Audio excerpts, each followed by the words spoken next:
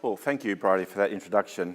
Some of you will know that this has been a long-term project. It actually arose out of Crossbows. I was mentioning in a meeting one day that there are so many topics we could research and so many things that could be further investigated. And one of these I felt was chamber music, because I happened to know that there was a Brisbane Chamber Music Society in the 1920s. And so it was suggested to me, well, why that could be something worthy of research. And then I thought, well, Crossbows, maybe I should present a program as well.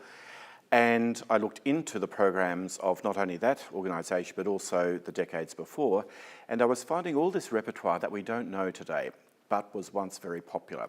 So that inspired me to put together a program of no longer familiar, but very worthy pieces of chamber music that are really wonderful. They've just fallen out of fashion.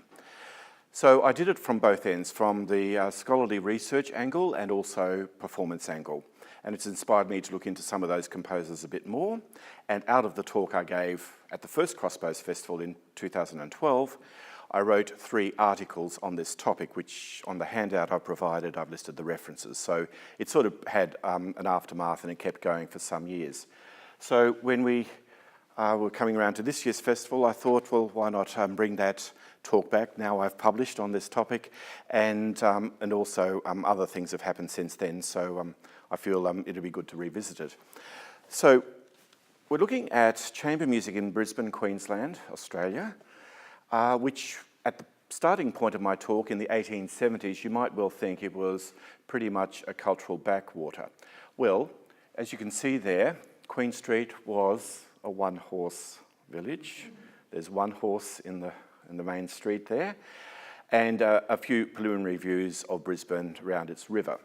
Well, Brisbane was very small. At the time Queensland became a separate state in 1859, there were about 28,000 people here, only 5,000 of which were in Brisbane. But some of those were musicians, and there were music lovers who wanted to have concerts. So from the very early days of our independence as a new colony, there were a number of local musicians who really contributed, particularly to chamber music, which is my emphasis here. Now, one of these is Madame Malalieu, who was later known as Mrs. Wilmore. She was probably one of the first serious musicians to be performing in chamber music as a regular part of her concertising. Another spin-off from this topic has been that I've looked into her in great detail and published a book, a full biography of her life, her family, her career, and also her home that she built. So she's a very important figure because she was well respected, a very fine pianist, and everybody wanted to play with her, and having her as an artist on a program ensured an audience. She played with whoever was around. There were a number of German musicians who I'll be mentioning, a Herr Kramer, a flautist. Also, there was another German coming from Berlin, Herr von Koser, a clarinetist. And he performed with her quite early. He had been playing in Berlin at the Royal Opera House. And there were others. And here we have this advertisement for a concert in 1870 and lists some of the names, as well as all the available talent of Brisbane, all in one concert. So there you have it. Now, chamber music at this time might be anything that includes several instruments. I do come back to this occasionally because how we define chamber music does vary over the time. Generally, in this talk, I'm thinking of chamber music as multi-movement, serious pieces of music of substantial nature for 2 or more instruments, sonatas, trios, quartets, quintets, and so on.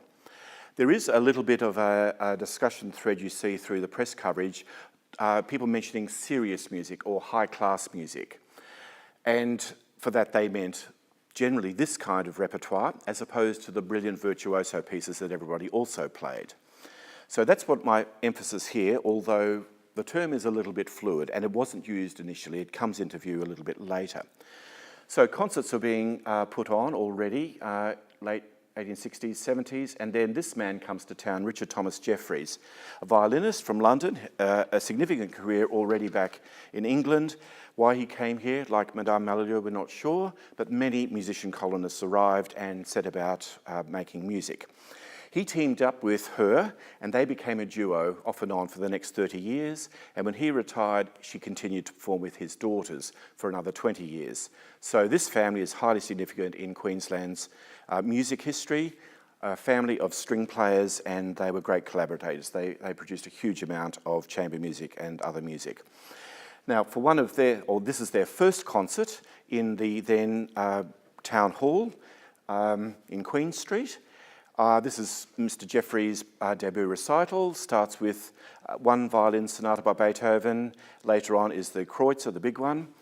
As well as that, some brilliant virtuoso pieces, songs and other pieces by associate artists, and just for good measure, the Mendelssohn Violin Concerto.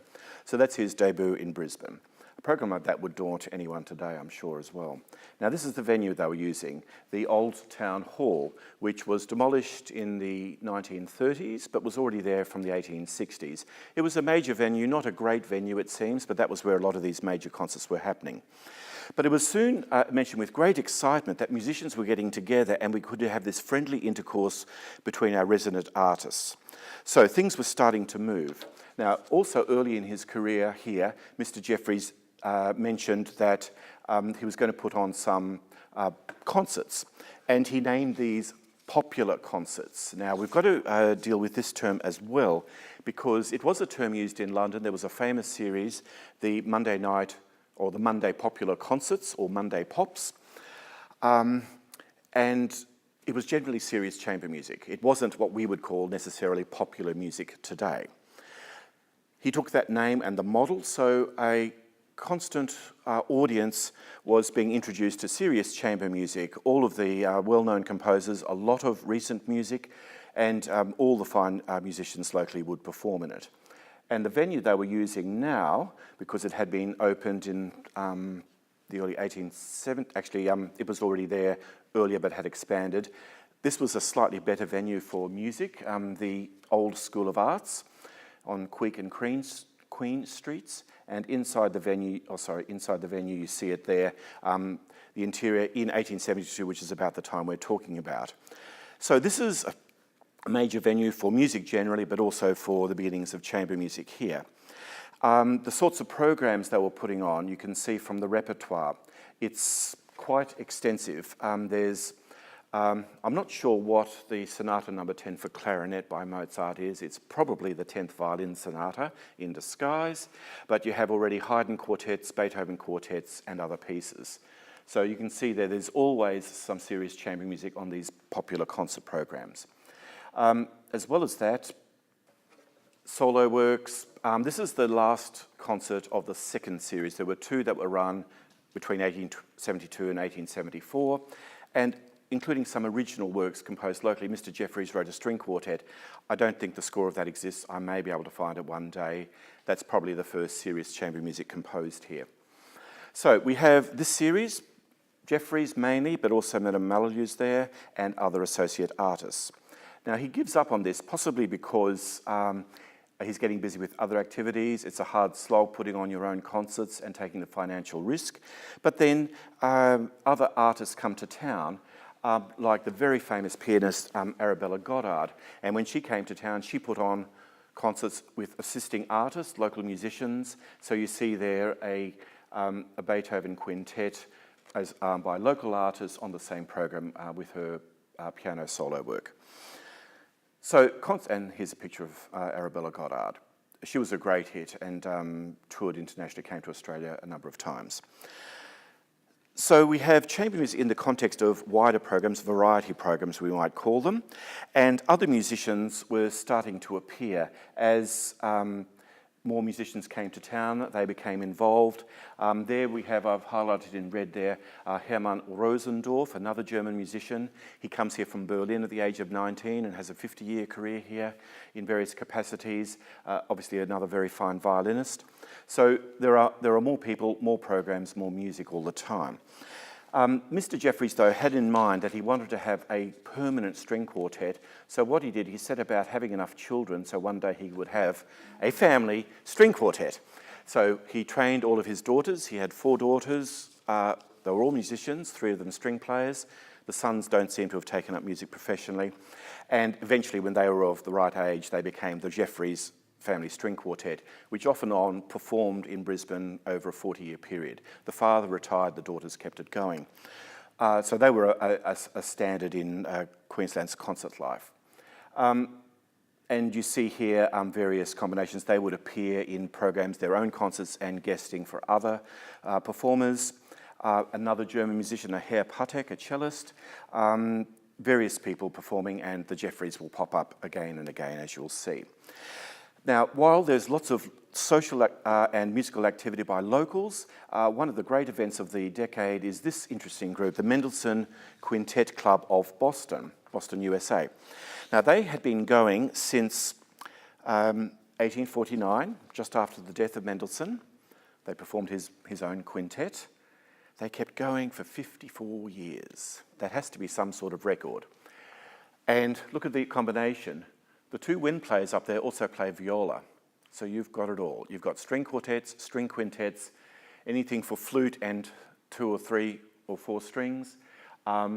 Clarinet, so you can play clarinet quintets, flute quintets, and any combination in that within that. So they were a huge hit, and they would find players. One of the string players had a Stradivarius. The clarinetist was claimed the best clarinet player they've heard locally, and the best quartet playing, so they made a huge hit. So the local musicians, and this is just some of their programs, they played everything. Recent repertoire, long-standing repertoire. And the venue that they performed in is this one here, Albert Hall, not to be confused with the second hall you'll hear about, also called Albert Hall. It lasted for about 10 years, this venue, and then was superseded. So we have some interesting models, both by locals and visiting performers. The inspiration by these visitors, because the Jeffreys, they did solid work for many years, but occasionally they just took time out and rested for a while. Once the Mendelssohn Quintet Club had come and gone, they decided, let's have a string quartet club, just professionals getting together to play string quartets. That doesn't seem to have lasted very long, but boy, that made an impact on its first night. During 3 hours, they played outside quartets by 5 quartets, Mozart, Beethoven, Mendelssohn, 2 by Haydn. I've seen this a number of times. The real concept of chamber music in a private capacity. Just locals playing for each other's pleasures and a few listeners. Sometimes extra players were brought in. There was the first signs of the Benvenuti family, an Italian family of musicians who go on across several generations here. More German musicians. So all the time, as more people arrive and settle here, the possibilities keep increasing. At this time, there was also other venues, which you might not call serious concert venues, but they were for socialising. People would meet in large venues, promenade around, have drinks, entertainments. It was a sort of an outdoor-indoor sort of concept. And this building, the Breakfast Creek Pavilion, which I don't believe existed past about 1900, thousands would come for musical events. And they would have a promenading area, a socialising area, and then a stage performance. And at one time, I think when the Jeffreys had been away for a while on a holiday back to England, they came back, and just as the Jeffreys Quartet was about to give its premiere as a family quartet in a grand classical night at the Breakfast Creek Pavilion, they showed their astonishment at the numbers there. Thousands were in attendance. They even worried at this venue, well, if there's so many people, we'll have to reduce the promenading area because there isn't enough room for everybody to just be swanning about. So this group, now a fully fledged family string quartet, they performed some serious music, and probably this was the largest audience to this time hearing this kind of music. And the critics said it was applauded by those who understood it, and those who did not sat or stood and listening, so people could move about or just sit and listen, they admired, but perhaps not fully appreciating. So there's a lot of this commentary in the press coverage about this music being of high quality, people recognising its high quality, maybe not always enjoying it in the way they might have some more popular repertoire. And these concerts became so popular that there was a bit of rivalry between Mr. Jeffreys' concerts. He put on another series in 1891, and the Breakfast Creek Group. And he said, I claim this term as copyright. How dare anyone else call them Monday popular concerts? So a bit of rivalry. I'm not sure how friendly it was. And Mr. Jeffreys, in the meantime, was putting on an 18-week series of chamber. Every Monday night there was a serious chamber music concert. The Jeffreys Quartet Madame Mallory, although she's now Mrs. Wilmore. Mostly new repertoires. Some repeats, but mostly new repertoire. Can you imagine that? Weekly chamber music for 18 weeks in 1891. And just a bit of and that they were held mostly at the Protestant Hall, which this is not a very good illustration of it. It doesn't exist anymore, but the different halls that were being used also started diversifying. Here we have an example of one of their programs. We have the Rheinberger Piano Quartet. Actually, this was one of the pieces I resurrected in the Crossbows Festival in 2012 because I got interested in hearing about this. Back in London, the Monday popular concerts, this piece was played annually for 20, if not 30 years. Rheinberger, even now, in 1891, was still a living composer, alongside Brahms, probably some of the most eminent serious composers there were. And his quartet was performed regularly, and what they sometimes did in their series, they'd play one movement one week, another movement the next week, and then at the end of the series play the whole work. So it had an educational view, and also the performers got to play things repeatedly, which was also good from their point of view. So we have a revival of the Monday popular concerts, but it only lasted 1 year.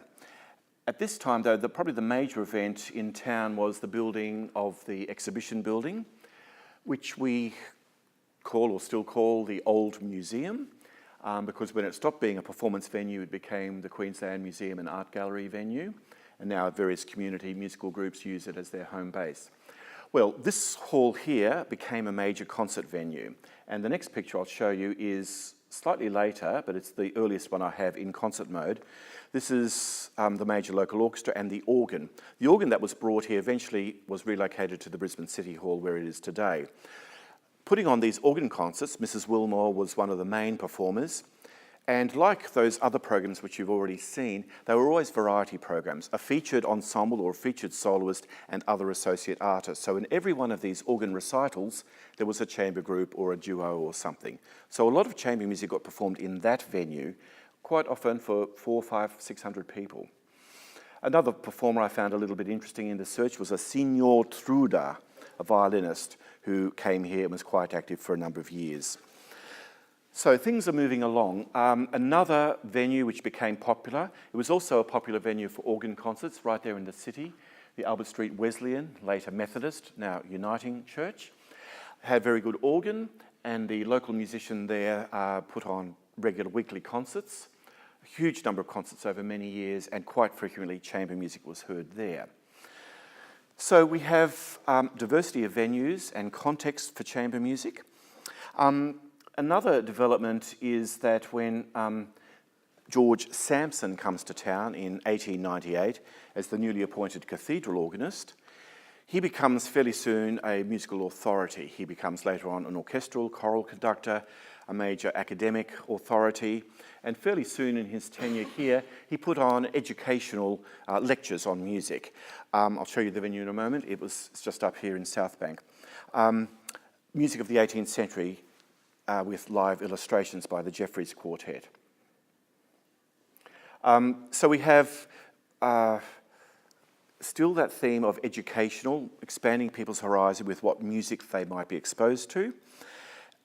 We have variety of halls being used. We've had a number of regular ensembles and societies being formed. And also, I mentioned them already, but here's the family. This is the Benvenuti family. Variety of instrument families represented in this one family. The father was a violinist and several generations of bass players, which was interesting. I think his grandchildren, two of his grandchildren, were foundation members of the QSO in the bass section. So this family had a huge influence on Brisbane. He had a light music orchestra as well that ran for many years. So they were putting on, Benvenuti and others were putting on another set of chamber music concerts. They put them on in the afternoon, which wasn't an immediate success. Midweek afternoons perhaps wasn't the right time yet. As well as that, individuals might put on the occasional concert, so individual musicians like Miss Elsie Hall performs the Trout Quintet. You see chamber music popping up everywhere. Now back to the exhibition building, which becomes the major venue for Brisbane. Now this is a view from the stage looking back to the corner, the street corner end of the building. This is the Liedertafel, the German musical and social society, and they had regular concerts. They had a resident choir and orchestra. You've already seen there's a great number of German musicians resident here, and you can see the people sitting down in the front. A number of them have got instruments in their hands, and there are some music stands there. So obviously this is a stage shot after one of their orchestral performances. Now, that society changed its name during World War I to become the Apollo Club, so the choir formed out of this society continues on under another name, and they too start putting on chamber music concerts, or at least chamber music works. Now, the Jeffreys family are still around and very active. This is them in their mature years. This is around the time the father would have, or he was thinking about retiring from playing, but the other daughters there keep it going, and then they bring in other musicians as necessary. And they keep performing mostly as associate artists, and they were in great demand as teachers as well as performers. Now, another musician, the second and third daughter, not Irina on the left, but Mary the cellist and Veda on the right, they went back to England on a study tour, and on the boat coming back, they met this man, Percy Breyer, who I've also done a fair bit of research into. He was a local boy from Brisbane, got a study scholarship to go to the Trinity College in London. He was there for 4 years and came back with great enthusiasm for all kinds of musical activity. He met the Jeffrey sisters on the boat, and fairly soon when they came back, they were collaborating in chamber music. Already formed in their absence was the Musicians Association, which was kind of a professional group for musicians to get together, play music, hear lectures, professional development we might call it today.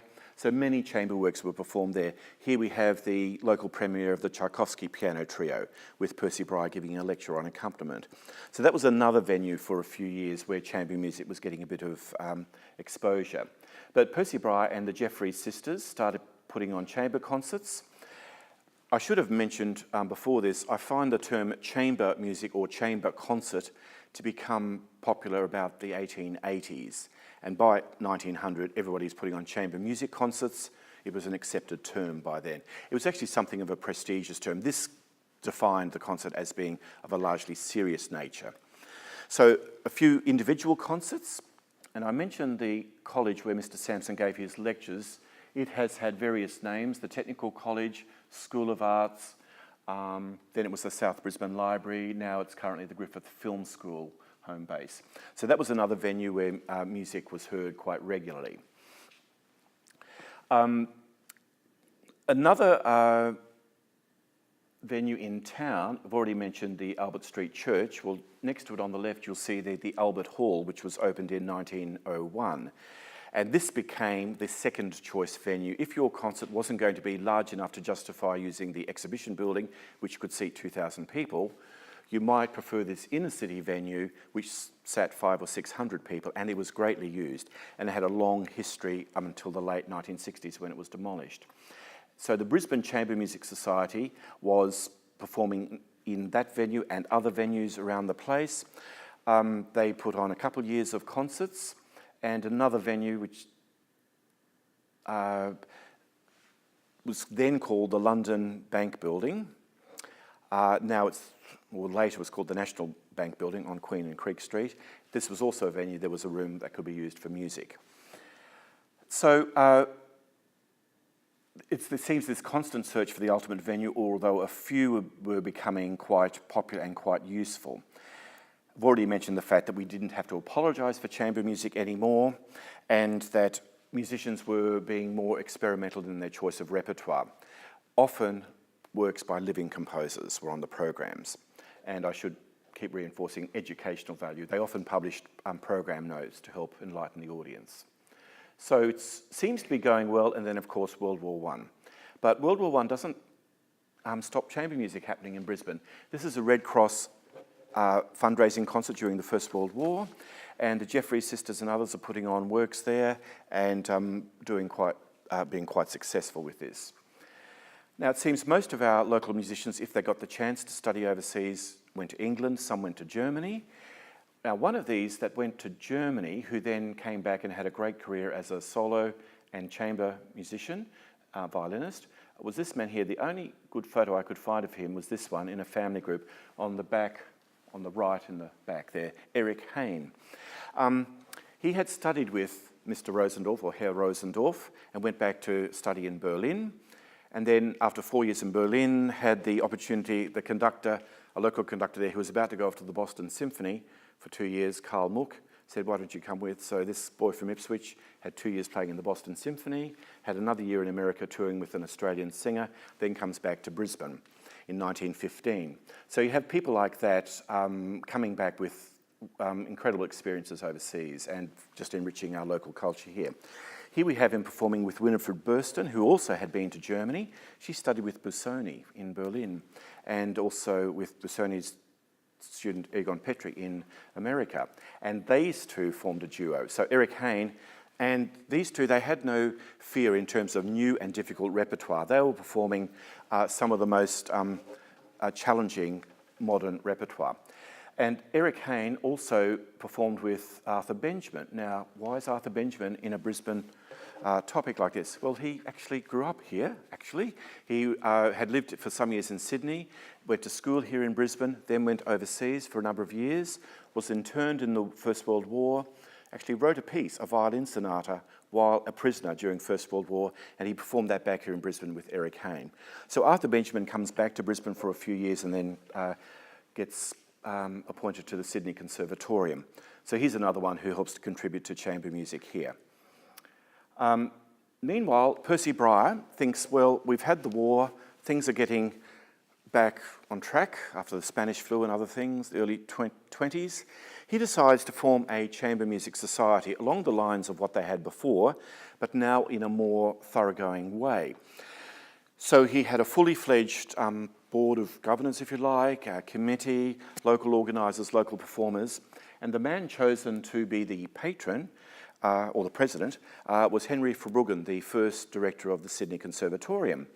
And he was a violinist, he had his own string quartet. So this Brisbane Chamber Music Society started off in a highly enterprising way and ran for 5 years, and all the who's who of Brisbane is listed there as being associated with it, and various programs, the same sorts of things. Now, this is the program of the first concert. Some of the usual suspects. Dvorak is now popular, Brahms is a bit more popular than it had been.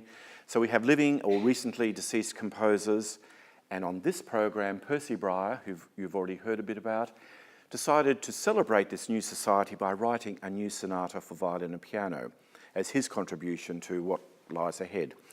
Now, in preparing that concert that I did 4 years ago, I got a little bit interested in this because I knew his manuscripts were sitting in the University of Queensland library.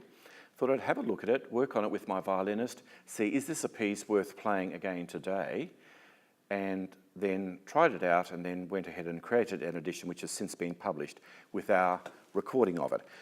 Now, the significance of this is that I believe it's the oldest surviving major chamber work composed in Queensland, this sonata for violin and piano. And it's quite difficult, quite challenging, not the most simple under the hands. It's a few awkward moments, but we thought it was a good piece and worthy of revival. So we performed it then and then worked a bit further on it and recorded it. So here we have just a little bit of the opening of this locally composed sonata.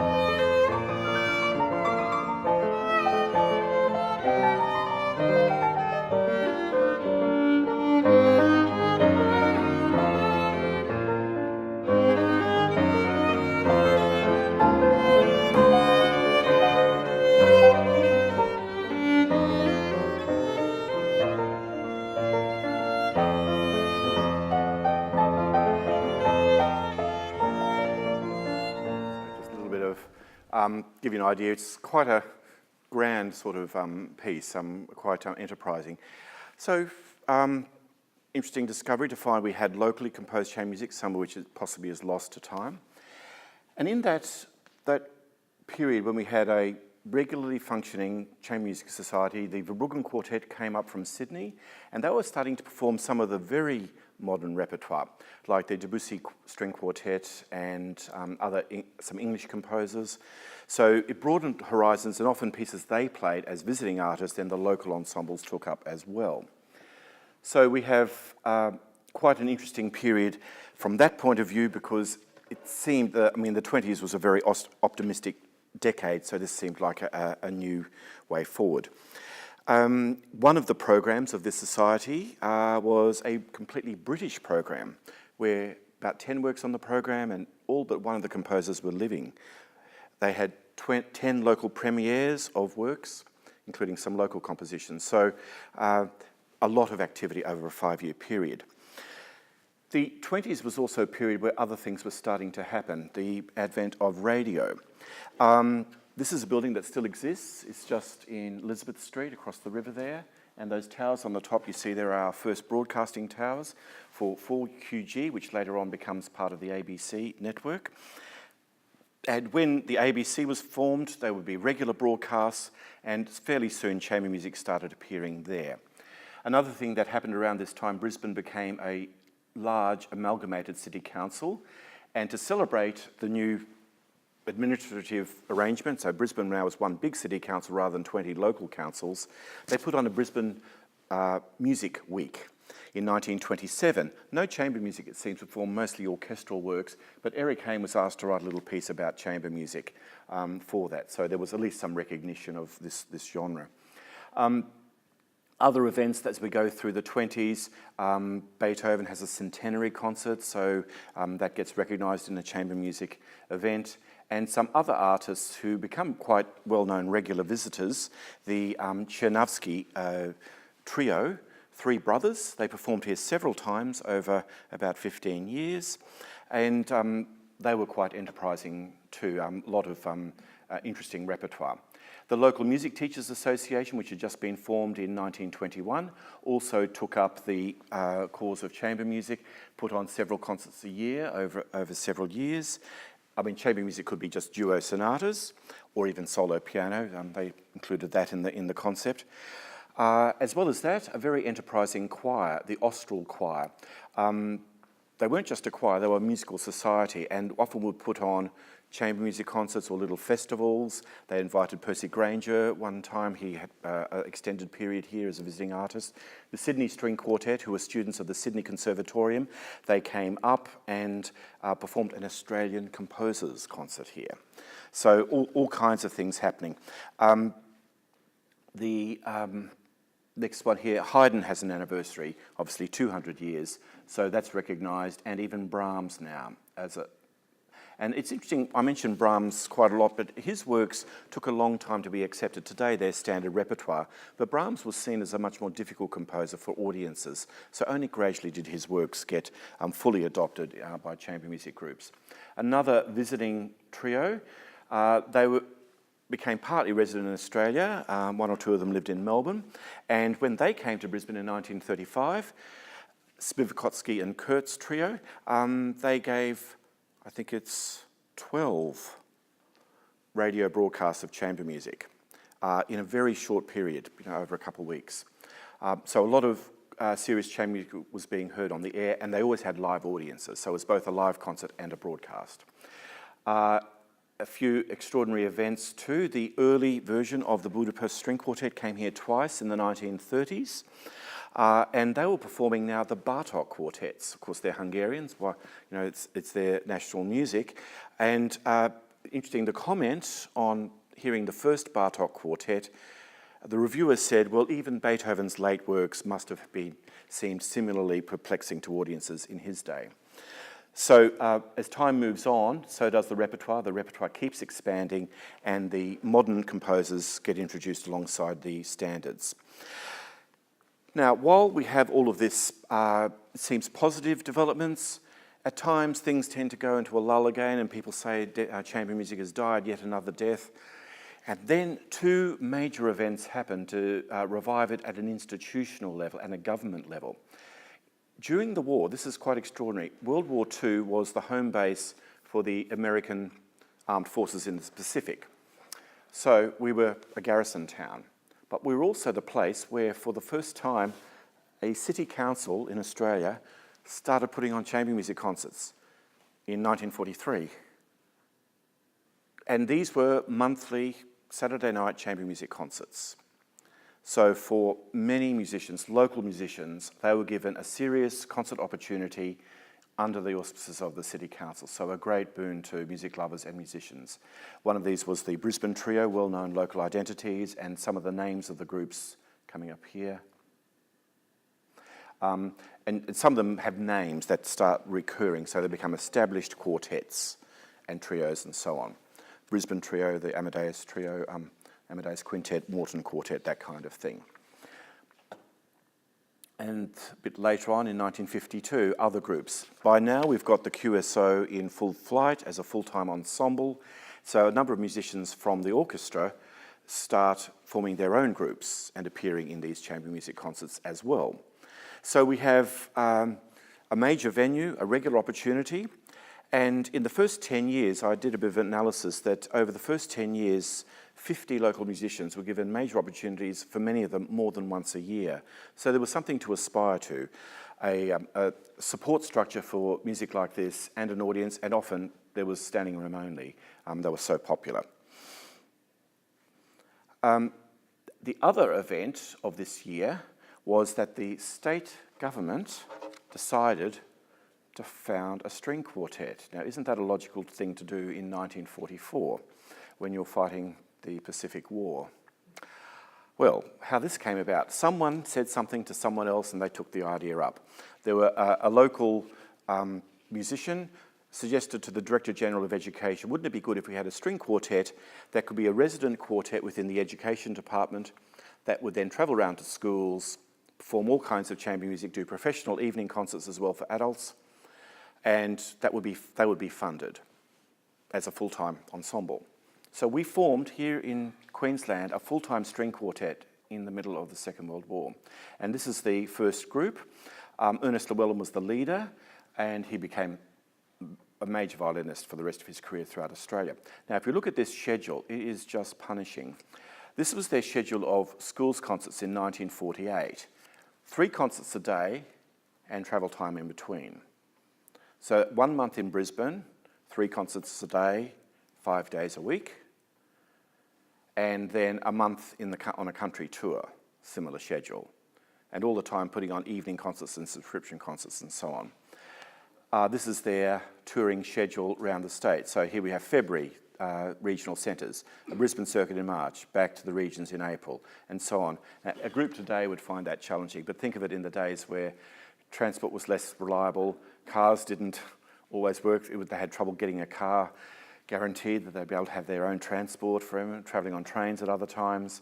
So it was quite an ambitious schedule, but they kept going and they had a very successful career, and many school students were hearing not only classical music for the first time, probably any sort of serious music for the first time as their school music program. Here we have them in rehearsal in Warwick, and then you see them performing for a rather dumbfounded group of school students. And they did many of these, and hundreds of kids at a time. I speak to musicians, well-known musicians today, who are now in their 80s, and this is one of their first musical memories, hearing a string quartet coming to their school. And these, not only the string quartet, the state string quartet, but also the City Council concerts, these were lauded as leading the way in Australia. So Brisbane, Queensland was having a major national impact.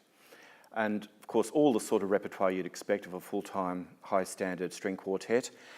And they lasted for 4 years, and then they all resigned, felt it was just getting a bit hard going. Then a second quartet was appointed, and they had another 3-year term. So for about 7 years, we had a full-time string quartet here in our state. And they had major visiting artists. Hepzibah Menuhin performed with them and toured with them. Frank Hutchins came up from Sydney and also performed with them. So they were doing everything you might expect, promoting chamber music at the top level, and also a huge education program. To give you a bit of an idea, between both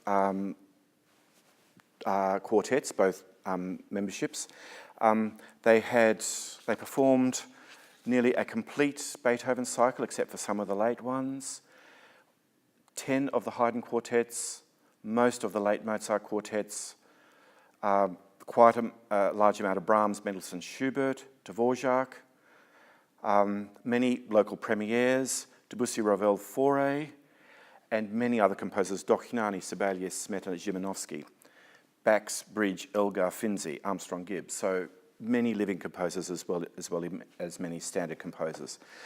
Also many Australian premieres. William Walton was given, his second string quartet was performed here within a few months of its composition.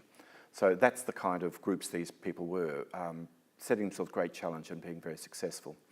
Now here we have a short excerpt from by them playing an archival recording, which was released by Columbia. Now one of their mentors in Sydney, these players, many of them went through the Sydney Conservatorium, and their mentor was Alfred Hill, the composer and string player. And he had spent many years in New Zealand, so his Maori New Zealand influence comes through in a lot of his compositions. So this is one of his string quartets that features a Maori legend.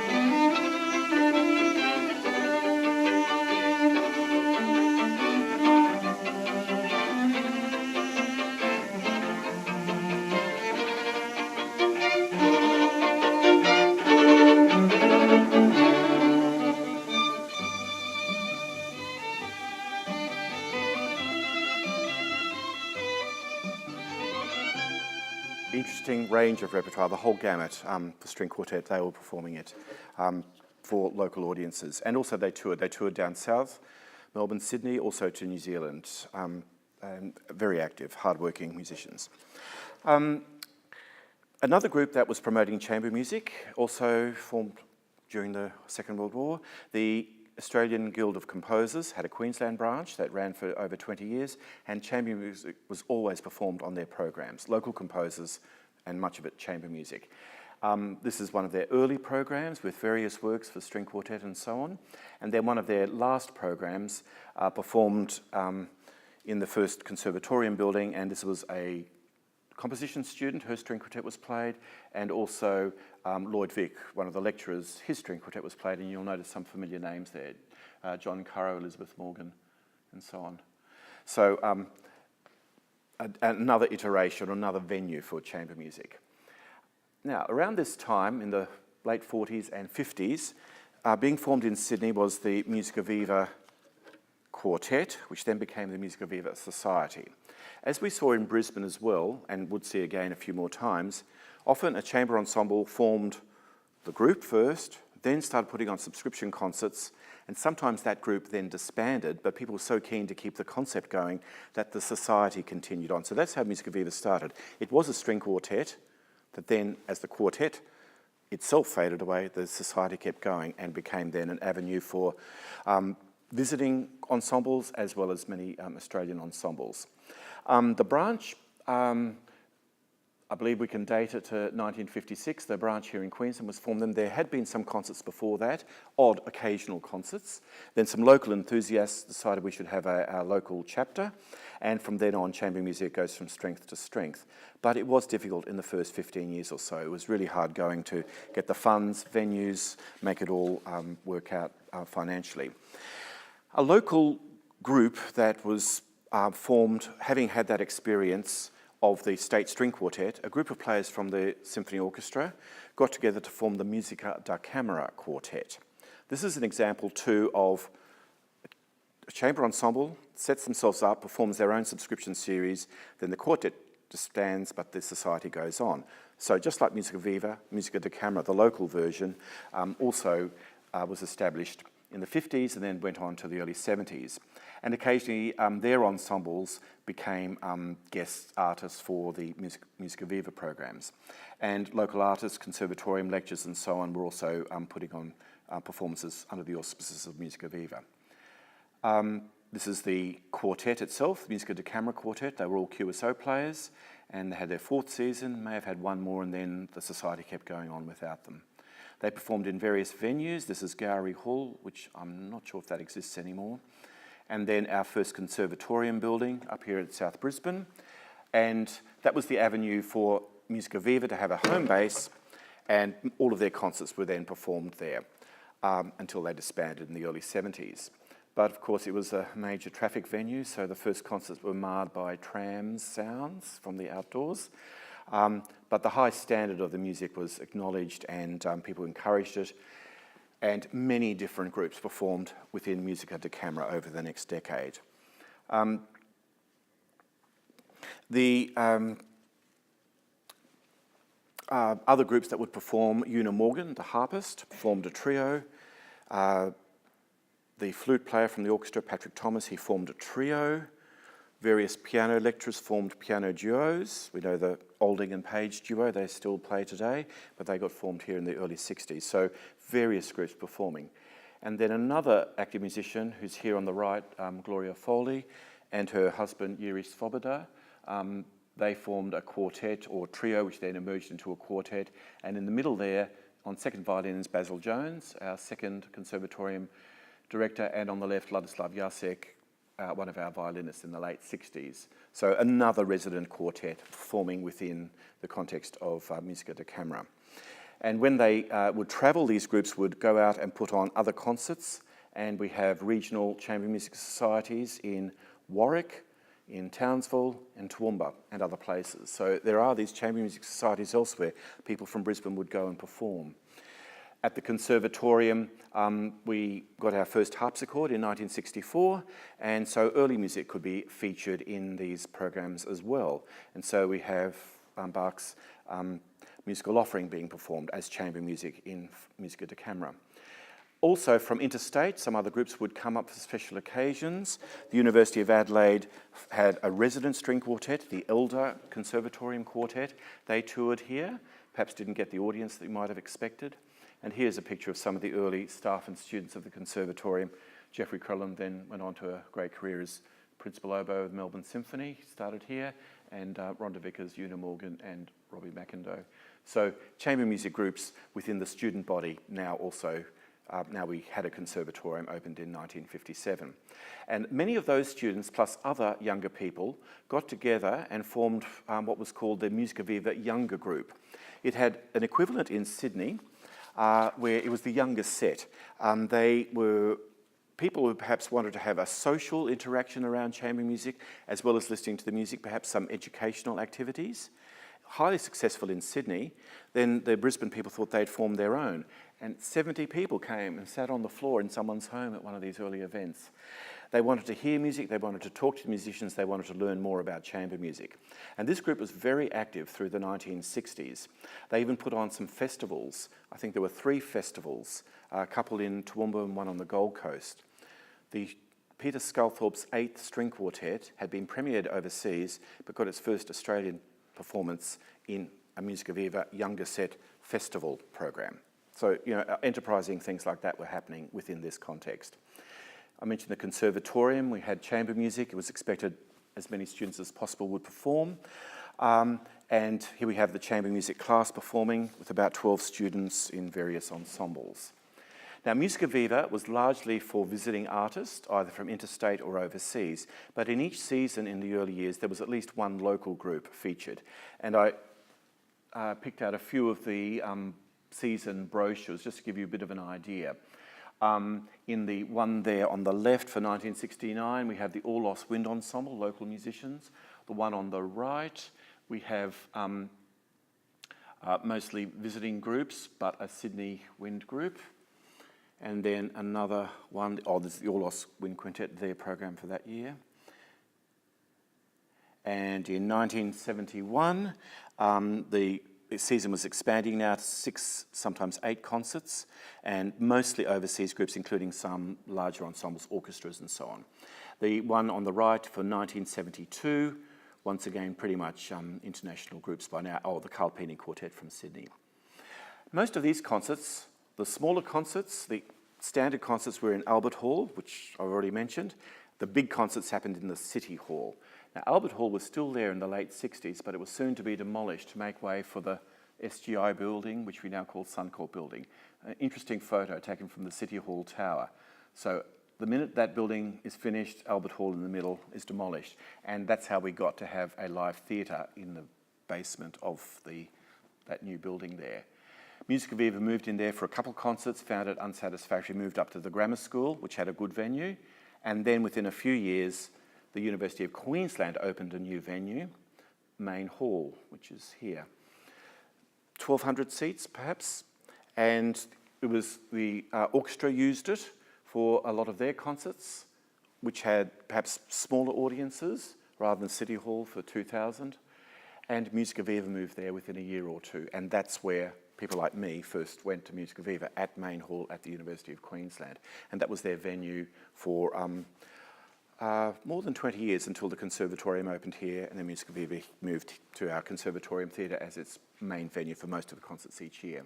But Main Hall is interlinked with the history of Musica Viva here, and all kinds of groups, an incredible range. Best of the best were performing here. And a new development. We had in the 60s here in Queensland the first state government to have a Minister for Cultural Affairs or Cultural Matters, and he decided to start giving funding for local activities.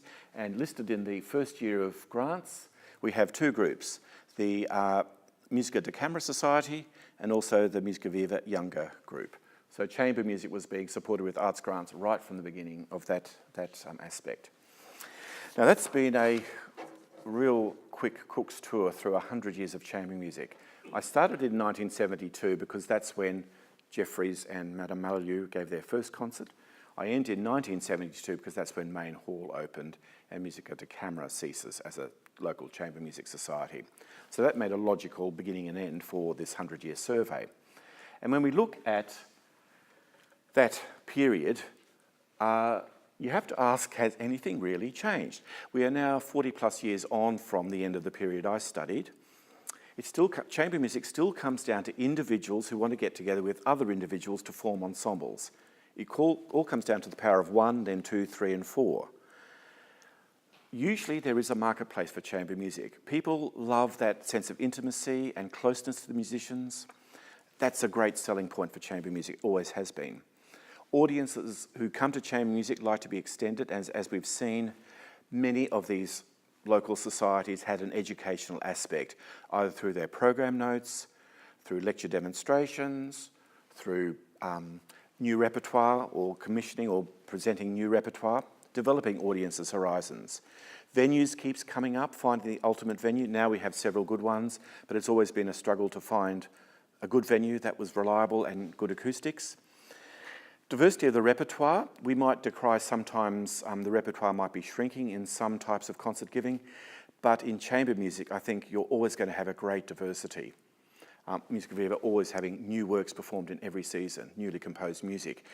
But I think it's always been like that. Chamber music, because of that slightly selective, or people who want to search for something new and exciting in music, are quite open to hearing new music or music unfamiliar.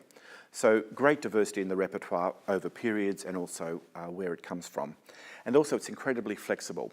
You can have a chamber music activity with just 2 people, or 3 or 4, and they don't have to be the right combinations. There'll always be music for a wind instrument, a string instrument, and a piano. You'll always find something. So many groups have been able to survive because the repertoire itself allows it to happen, and if they can't find repertoire, they sometimes write it or commission it as well. So that's another aspect. Chamber music doesn't seem to have any limits. So that's been my experience of chamber music locally. As I said, I wrote this up in 3 articles, which are listed on the handout, if you want to look further and read even more about it, plus some of the quotes, choice quotes from the critics of the time, who have really given insight into how this music was being received. But it's been a great journey for me to look at people like me who also play chamber music a fair bit, and just to see how it's evolved as a genre. And also I took it even further and found that great example of the first person you saw there, Madame Malalieu, and have written and published her biography as an in-depth study of one person who played also a lot of chamber music. So thank you for listening and coming on that very rapid journey over 100 years of music.